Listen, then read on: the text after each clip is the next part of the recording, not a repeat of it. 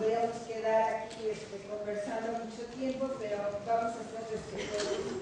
Y he seleccionado algunas de las preguntas, como bien ha dicho el maestro Roberto, pues en lo particular vamos a abrir una página o algo para que ustedes tengan respuesta.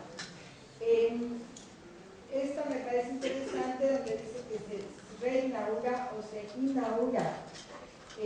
Hay las dos versiones. Hay que recordar que la universidad había sido clausurada, como decíamos, por la gran intervención religiosa y que se llegó a considerar en un momento determinado que ya no cumplía ninguna función y por esta razón se clausura la universidad. La visión de que se reinaugura sería decir estuvo cerrada y se abre. Sin embargo, yo considero que realmente se inaugura una nueva universidad, no solamente porque se va a separar ya de la visión religiosa, sino quizás lo más importante desde mi perspectiva es que surge ya como la universidad de la nación, es decir, va a iniciar funciones la Universidad Nacional de México. Y desde esta perspectiva, yo pienso que hablaríamos de inaugurar, aunque ustedes pueden encontrar autores que hablan de reinauguración. Pero se rompe el vínculo con la iglesia o el aspecto religioso y se convierte en nacional. Y quizás una característica muy importante de la universidad es precisamente el laicismo que se da y que también se va a transmitir a las posiciones políticas. Eso permite la libertad de expresión, diría yo, en la máxima posibilidad de entender, el poder hablar de cualquier tema en el momento que se quiera y sin ninguna limitación dentro de la universidad.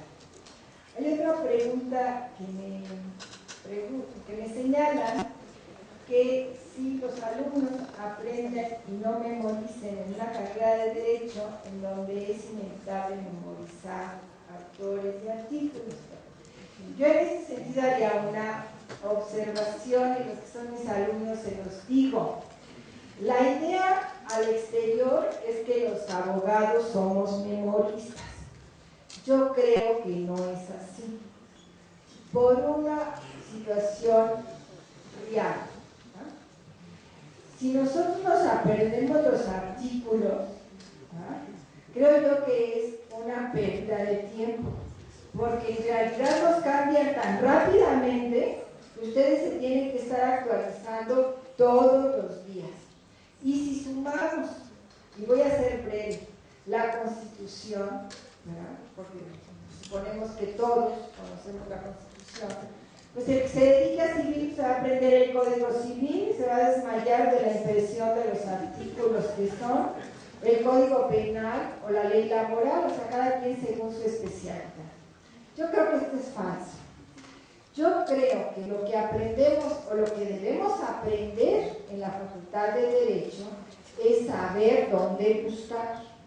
Y esto implica, ¿verdad?, que de acuerdo al asunto sepamos a dónde tenemos que ir y más o menos en dónde está lo que nos interesa. Y eso lo trae en el inicio, ¿verdad? Si vemos el Código Civil, dice del matrimonio, del divorcio, etc. Pero si pensamos en la Constitución, yo creo que es la que más nos aprendemos.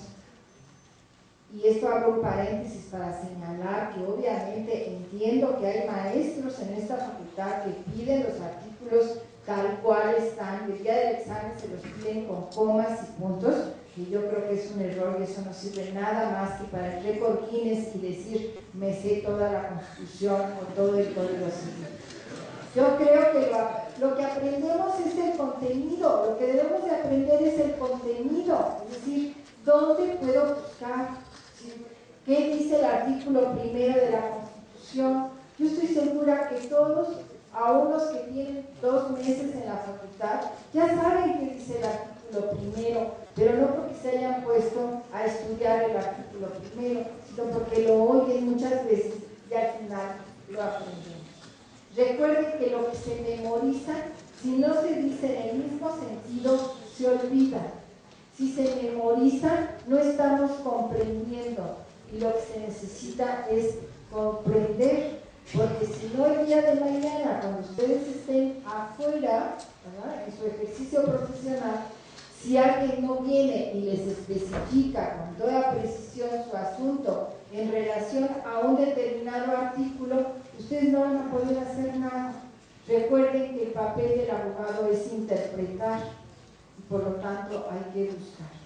Pero insisto, de todas formas reconozco que hay maestros que les obligan a aprenderse de memoria autores, artículos. Conozco de varios, no voy a decir nombres, ustedes seguramente conocerán rápidamente, porque esa información ustedes la buscan y la obtienen también rápidamente. Esta que también, con esta voy a concluir para no robar el tiempo, es esta que nos pregunta por qué Justo Sierra señala que la educación es una forma de capitalizar. Porque, como señalé rápidamente, cuando hablamos de capitalizar, pensamos en dinero. Y claro está, la educación no reditúa precisamente dinero. Quizás podríamos decir que a los individuos en particular sí, pero como ha señalado el maestro Almazán, si el proceso de educación en un país es deficiente, las posibilidades de desarrollo del país son deficientes. Tengamos en mente en nuestro país que las investigaciones más serias de la encuesta PISA nos dice que el 30% de los alumnos de secundaria tienen nivel 0 en matemáticas. Recordemos que las tasas más altas de deserción están en primaria, secundaria y preparatoria. Pensemos que de cada 100 niños que pretenden ingresar a la educación básica, 2 no ingresan. Y de esos que ingresan, 100. En vez de contar 98, contaríamos 100. Y esto mis alumnos ya se los dije para que lo tengan en mente. Ingresan a la universidad 13, se titula 1. Esto quiere decir, además, que los estudios universitarios y los privilegiados que estamos aquí dentro del Sistema Nacional de Educación somos el 6%, nada más. Esto quiere decir que de la población total del país, solo el 6% estamos en universidades. Del total de personas que pretenden entrar a la universidad, solo ingresamos el 19%. ¿Qué esperanzas tiene un país donde el nivel educativo, no lo que dicen las estadísticas nacionales, porque consideran la educación básica hasta la secundaria, sino las estadísticas internacionales que nos ponen en un nivel del tercero de primaria? ¿Qué posibilidades de desarrollo va a haber si el 45% de los jóvenes entre 15 y 19 años no hacen nada? Me preocupa, no me va a tocar verlo, pero ¿qué va a hacer el país en unos años cuando la mitad de su población no tiene una capacitación ya ni siquiera para un trabajo técnico? Hay que pensar que para el 2050, que no me tocará, pero a ustedes sí, 1 de cada 4 mexicanos va a ser un adulto mayor, va a ser una población mayor. Si no están preparándose los jóvenes, ¿qué va a pasar con el país? Claro está, la educación no deja dinero, y esto lo dicen políticos actuales todavía, pero el capital se va a dar en el desarrollo personal de cada uno de ustedes y la posibilidad de ser un estudiante universitario y entonces tener la posibilidad realmente de ayudar a cambiar este país. Si la educación sigue considerándose como una actividad que no capitaliza al país, estamos mal. Seguiremos teniendo más SNI, que a lo mejor también les favorece que el nivel educativo en nuestro país sea tan bajo, ¿no? Tenemos que lograr. Yo, a pesar de lo mal que estamos en la universidad, ¿verdad?, debemos de pensar que las universidades privadas crecen en un 200% por año. Y el hablar de 200% habla de las escuelas, quizás algunas muy prestigiosas, pero de las escuelas Paquito que todos conocemos, en donde la gente por la necesidad de educarse o de prepararse va a ellas. Y desafortunadamente lo hemos visto y conocido en los periódicos, muchas de esas escuelas son ficticias. Cuidado con la educación virtual y que cuando terminan se enteran que nunca estuvieron reconocidas y que no tienen un reconocimiento a sus estudios. La responsabilidad la tenemos los que estamos en la posibilidad de prepararnos, de quienes estamos en la universidad y sobre todo en una universidad pública. El compromiso que ustedes tienen es mayúsculo. Si mi generación lo tuvo el maestro Almazán, ustedes tienen el doble compromiso de ayudar a que este país cambie. Y el medio es la educación. Gracias.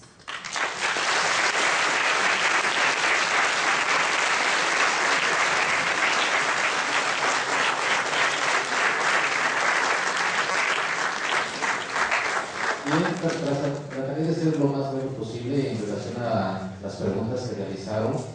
En concreto, prácticamente lo diré en 2 bloques, en el cual señalamos que el deporte como tal, porque es una pregunta reiterada, de las condiciones que debe tener una actividad proporcionada a deporte. En primer lugar, debe ser institucionalizada. ¿Qué quiere decir? Que a través de los años se va formando y se fija como tal. Segundo, que tenga reglas, una reglamentación basada. Las reglas que tenemos en el campo, lo que se llama una regla técnico-deportiva, como tal, así se le denomina, es las que se aplican en la cancha, en la piscina, son aquellos donde los jueces u oficiales sancionan la actividad deportiva. Y el principal, que sea competitivo. Característica principal del deporte es que sea competitivo. Sin esta característica no puede ser considerado deporte conforme a la doctrina española. Casola Prieto lo recalca mucho en ese aspecto, tiene que tener ese carácter, pero sobre todo, y que precisamente nuestra ley, la Ley General de Cultura Física y Deporte, acoge y retrae precisamente toda esa denominación en el artículo 4 de la ley, y así lo denomina y está bien establecido qué es lo que se considera deporte. Ahora bien, dentro de esta tipología, y bien señalaba en sus comentarios el licenciado Almazán, los toros, ¿qué sucede con los toros? Seré muy breve. En esencia, y también es una precisión que se sigue discutiendo si es deporte, no se ha llegado precisamente a una conclusión como tal. Sin embargo, dentro de la tipología deportiva y que hay dentro del libro que realicé con otros amigos en la portuaria, realmente señalamos precisamente varias cuestiones: deporte infantil, deporte militar, deporte espectáculo, deporte amateur, deporte profesional, todo ese bagaje que tan solo de eso encuentran un mundo. Hoy podemos hablar de una subrama del derecho del fútbol, sí lo puedo señalar como tal. El derecho del fútbol es un mundo aparte del resto de los deportes. Una de las cosas que digan, amar, no, el derecho del fútbol es un mundo aparte dentro del deporte profesional, y los toros, a lo que aludía, pertenecen al deporte profesional, pero hay un autor que me encantó cuando decía, discutir si es deporte o no es muy difícil por el arraigo de la costumbre que tienen en general. Sin embargo, al reunir las características del deporte espectáculo con un público donde están los participantes, podemos afirmar que sí hablamos de un deporte, pero de un deporte espectáculo en esencia. Y aquí lo que sobresale no es la competencia en sí, sino que se le gana el animal y que de ahí se resalte que el hombre sigue teniendo la supremacía en frente de los animales. El Homo ludens sigue, el Homo sapiens sigue por encima de lo irracional que son los animales. Por eso es la característica en esencia. Por último, señalaré que dentro de todo este trabajo que han tenido cuestiones sobre por qué se tiene que estudiar al deporte, lo señalaré, y por qué los abogados en este caso y lo señaló un buen amigo, incursionar en esto precisamente con una tesis de análisis jurídico del deporte infantil en México, que la realicé precisamente con miras a saber qué era del deporte, porque yo sabía que yo, como ex deportista, que fui en los equipos de esgrima, natación y buceo de esta institución, me siento muy orgulloso de haberlo hecho como tal. siempre me cuestioné qué había más allá de lo que yo hacía como la práctica, qué tenía en gerencia el derecho. Yo les puedo decir a cada uno de ustedes que hay muchos deportistas aquí que las tesis profesionales, contando de Acatlán, de Aragón y de la facultad, son de 80 tesis profesionales sobre el tema jurídico deportivo, tomando en cuenta que en el seminario tanto de sociología como laboral son las que tienen más tesis registradas en esta facultad. Y yo los invito realmente que los que tengan esa inquietud, esa investigación, ese dar a la universidad una investigación sobre el tema, se los va a agradecer mucho. Realmente la investigación y el desarrollo de esta materia está en inicios, está en pañales, está en un desarrollo. Realmente yo sé que muchos de eso es eso, ¿no? Todos me preguntan, ¿y vives de eso? Sí. Realmente es una cuestión personal que me ha dedicado a ello. Hay una pregunta que me inquietó sobre todo cuando dice, ¿hay escuelas de esgrima que tienen puerta puedan llevar a las olimpiadas a sus estudiantes? Yo les puedo decir que esta universidad en los Juegos Olímpicos de Pekín tuvo la representante con Angélica Lagos, que actualmente es presidenta de la Asociación de Esgrima de Alemán y que nos representó en los Juegos Olímpicos de Pekín. Creo que el carácter que yo les quiero dar es que esta universidad ha dado muchos deportistas olímpicos egresados de aquí, como Jesús Mena, Mónica Torres Amarillas, ambos competidores en Seúl 88, uno con un deporte oficial, otro con un deporte de exhibición en Taekwondo. Entonces, realmente, yo les puedo decir que este deporte va siempre y cuando tengan la dedicación de realizarlo. Que hay muchos estudiantes deportistas, lo hay, que tienen el sacrificio de realizarlo, sí. Pero si quieren conocer la verdadera historia de un deportista, yo los invito a que lean la obra de Raúl González, doblemente medallista en Los Ángeles 1984, con su obra Así gané.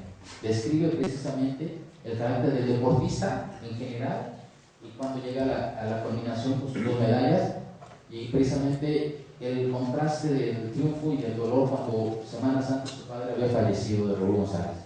Y es así, con ese ímpetu de pensar que su padre le dijo, tú tienes que ganar, yo sé que vas a ganar, es como triunfa, el espíritu y el entusiasmo que desarrolla. Creo que si quieren conocer más de los deportistas, conozcan ese libro, yo los aplaudo, conozcan en esencia ese fondo del deportista en general. Son historias aisladas, hay otras historias. Mi amigo, yo puedo decir, autor del libro de Derecho Deportivo, David Hernández, yo le puedo decir que también es una gran historia de él, que no pudo ir a Barcelona 92 porque él nadaba a la prueba de 1500 metros. Es una distancia muy pesada, que en promedio en ese momento se nadaba en 15 minutos y que por escasos 30 segundos se quedó fuera de esos juegos. Imagínense la N cantidad de historias que puede tener este país con esa naturaleza. ¿Aplaudimos a los olímpicos? Sí, claro que los aplaudimos, porque es un gran esfuerzo.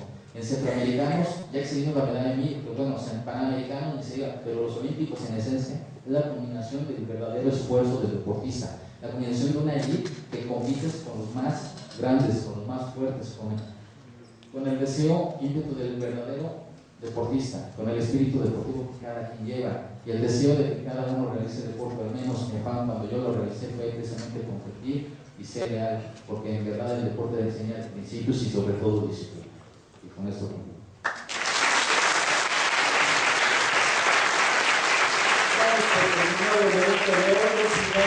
Hacer un merecido reconocimiento a través de una constancia correspondiente firmada por nuestro director, presidente del colegio y la directora del seminario, a nuestro querido amigo Calvi Lascari, a la maestra Elsie Núñez Carpizo, le damos también su reconocimiento. Y los invitamos a que el día de mañana nos acompañen en la tercera de las 5 reuniones que tenemos, que seguramente será igual o más interesante que la otra. Muy buenas tardes.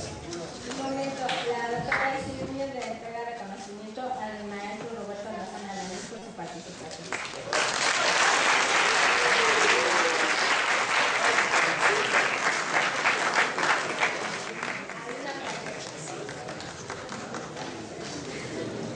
Gracias, nos encontramos mañana. Grupo 5 y 19, la misma temática de ayer.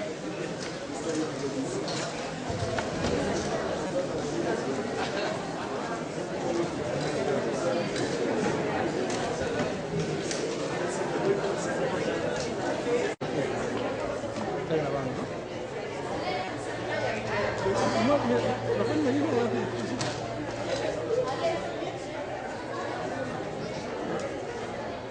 por inclinarlo. Ahí tú le centras bien a la masa, ¿no? Que quede bien por camino, ¿no? Este trae aquí, se ve, acá, mira. Este es un zoom, mira.